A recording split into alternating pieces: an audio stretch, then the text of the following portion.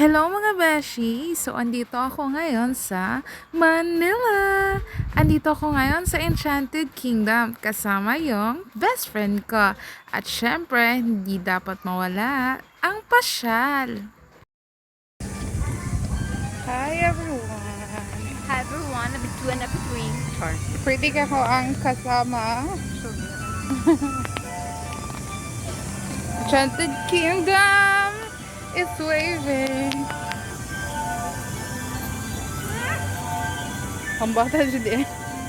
Rock Quarry. Dito sa Enchanted Kingdom, maraming pasyalan, mapabata man o matanda. Pero syempre, dahil isip bata ako at gusto kong malibag, dito tayo magpasyalan. Oops, teka, wag lang yung maraming rides ha. Ayoko kasi ng maraming rides. Nahilo ako. Syempre, at the end of this video, hilong-hilo talaga ako. Kaway-kaway sa mga mahihiloin dyan. Sa portion na to, maraming kids playground.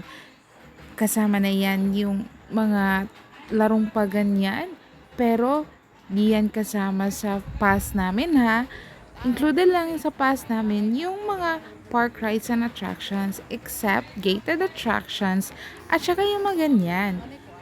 100 ata yung bayad pag lumaro ka dyan. Naku, hindi na kami nagsasayang ng pera. Baka may bokya. Sayang lang.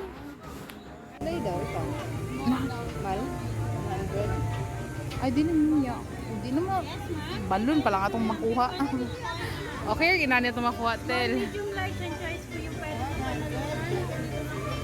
Ano yes. naka-indicate sa ilalim ng vision size ng price na pwede natin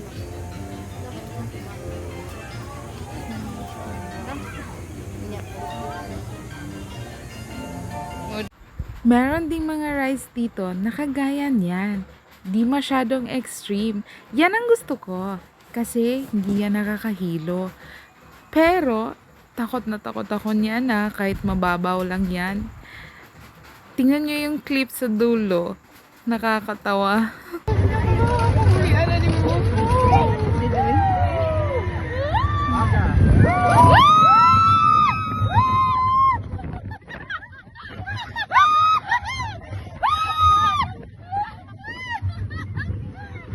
Dito sa Enchanted Kingdom, marami silang mga rides.